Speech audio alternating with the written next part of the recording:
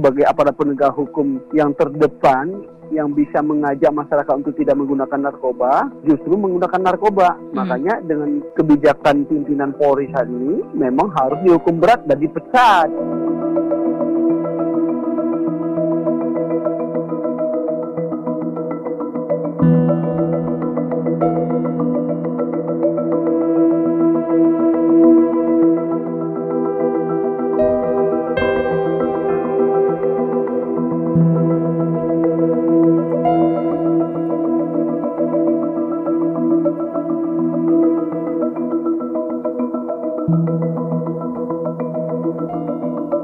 Kemarin kita dengar kabar kawan 5 personel Satres Narkoba Polrestabes Surabaya diamankan karena diduga sedang pesta narkoba di salah satu hotel di kawasan Ngagel, Surabaya.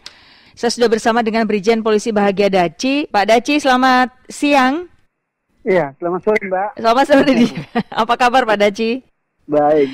Iya, terima kasih. Bicara tentang ini narkoba, kayaknya sudah banyak yang dilakukan oleh teman-teman yang memang berwenang waktu itu dalam pemberantasan maupun juga dalam pencegahan. Tapi masih ada saja gitu ya Pak ya. Apalagi nih yang terbaru ternyata ada anggota polisi yang memang harusnya dia itu memberantas malah ikut terlibat di dalamnya. Apa yang terjadi sebetulnya Pak? Pertama-tama Mbak ya, saya merasa prihatin banget karena saya dulu kan mantan Kasat Narkoba Polrestabes ya. Iya. Di mana saya juga pernah banyak mengungkap di sana, dan anggota-anggota yang tertangkap itu menurut saya itu udah pelanggaran berat, karena seharusnya dia harus memberantas narkoba, seharusnya dia sebagai aparat penegak hukum yang terdepan, yang bisa mengajak masyarakat untuk tidak menggunakan narkoba, justru menggunakan narkoba. Makanya dengan kebijakan pimpinan Polri saat ini memang harus dihukum berat dan dipecat. Kita ingat ada kasus di Bandung kan, seorang Kapolsek juga sama pesta di hotel itu, dan mereka kan dalam proses pemecatan semua itu. Saya jadi bilang, ini nggak perlu, polisi-polisi begini sampah gitu loh. Jadi benar ini nanti dihukum berat dan bahkan pemecatan ya? Harus. Kalau saya bilang harus. Ini sudah keberapa Pak kalau bicara tentang anggota yang terlibat gini nih?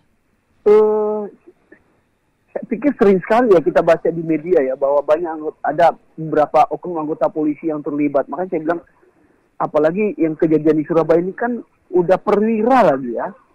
Nah, ini sebenarnya menurut kita itu tidak berhenti-hentinya pimpinan Polri dan kita sebagai komandan ini menyampaikan kepada anggota kita bahwa jangan sampai melibatkan diri dalam hal-hal narkoba gitu loh. Tapi saya nggak tahu motivasi mereka apa itu. Makanya saya ambil kesimpulan menurut saya pribadi, kalau polisi seperti itu karena nggak mau dengar apa yang disampaikan pimpinan, itu sama. Perlu jadi polisi, nggak layak jadi polisi. Pak Daci, karena pernah juga jadi kasat narkoba, godaannya seperti apa sih Pak sebetulnya? Nah, godaannya besar sekali memang narkoba ini. Kenapa saya bilang besar? Saya pernah diwawancarai sama Radio Surabaya waktu saya Direktur Pencucian Uang itu. Kebetulan Direktur Pencucian Uang khusus tindak pidana narkoba. Ternyata nilai narkoba itu sangat-sangat fantastik banget, tinggi banget. Terutama di Indonesia.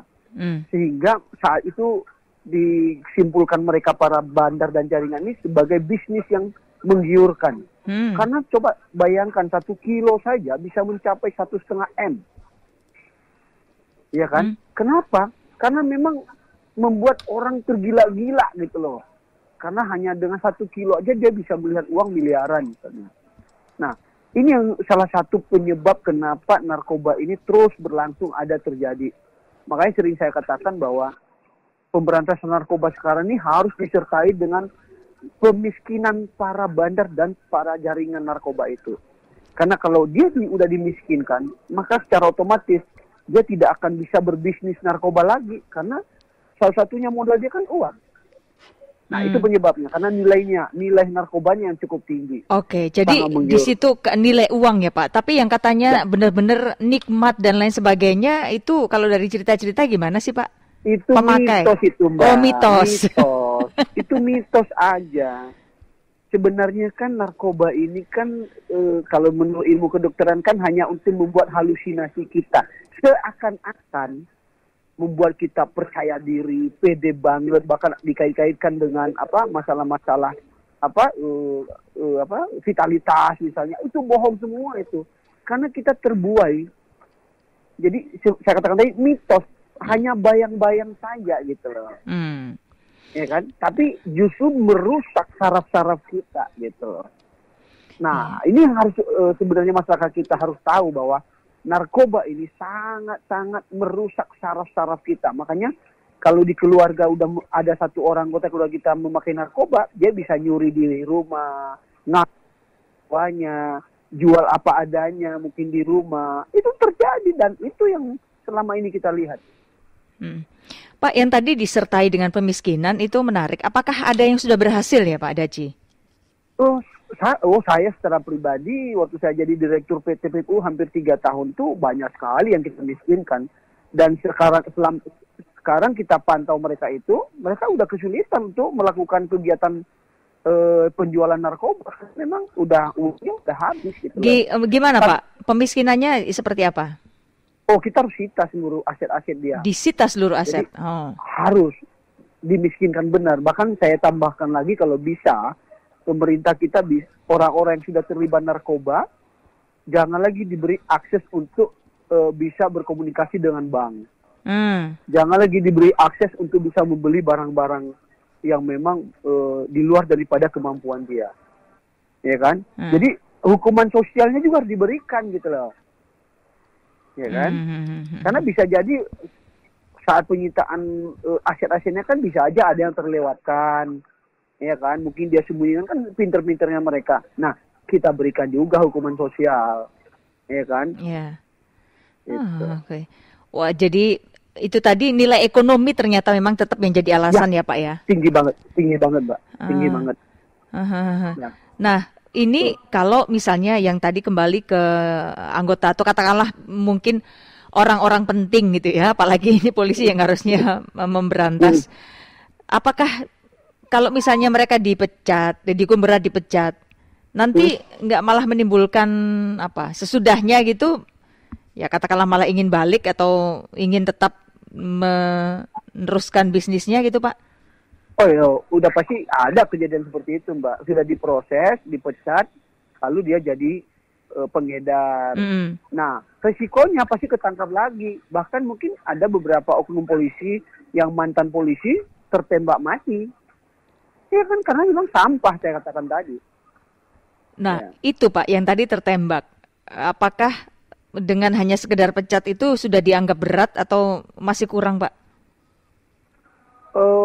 Makanya saya katakan tadi harus simetris ya penanganan ini ya. Pelakunya para bandar dan para pengedarnya harus dihukum berat, lalu disertai dengan pemiskinan dia.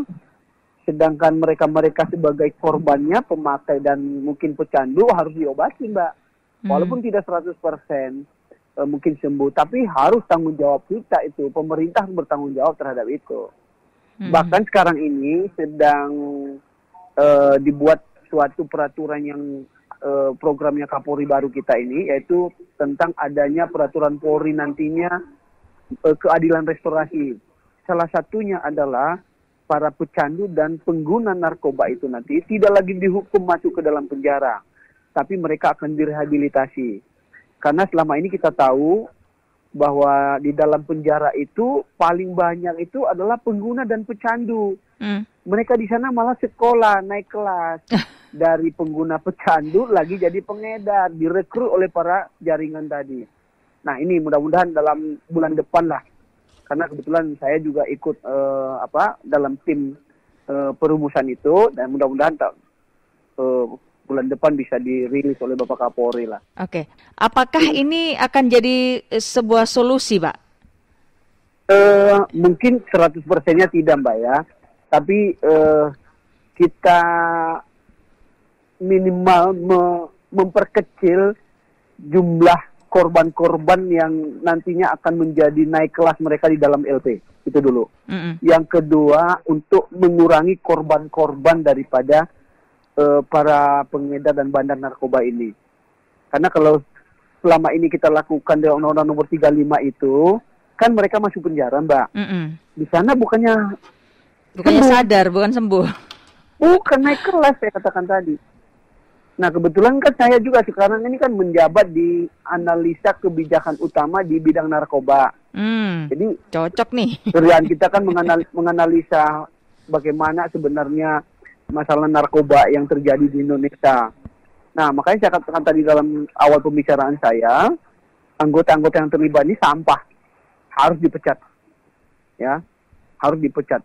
Jadi jangan lagi diberikan peluang buat mereka, siapapun dia. Ya kan? Bahkan apakah karena ada dorongan lain atau alasan lain, saya pikir itu hanya akal-akalan saja deh. Dan pimpinan Polri udah jelas kok, tegas bahwa jangan sampai terlibat narkoba oknum polisi kita. Yang terlibat pecat, proses pidana dan pemecatan di kepolisian. Oke, terlibat ini kan banyak, Pak. Terlibat dia tidak make, tapi terlibat make itu kan beda tipis ya, Pak ya. Betul. Tapi kan kadang-kadang gini, Mbak. Banyak oknum-oknum anggota kita yang memanfaatkan situasi, misalnya mau memeras para pelaku narkoba.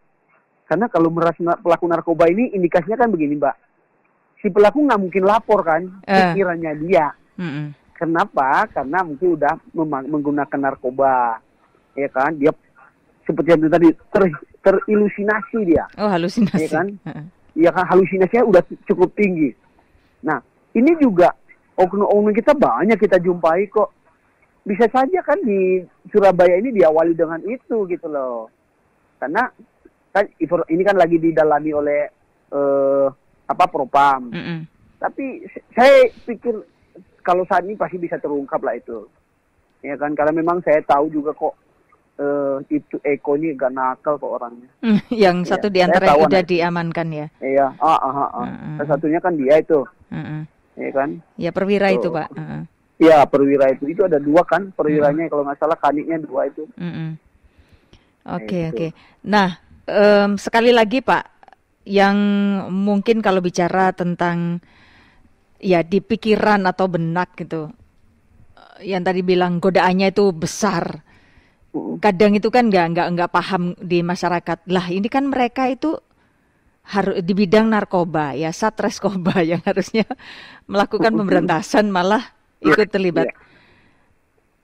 Gimana ya? Nah itu dari sisi pemikiran masyarakat. Saya sampaikan kepada kita dalam Surabaya ini, nggak semua juga kok sebenarnya. Banyak yang punya hati.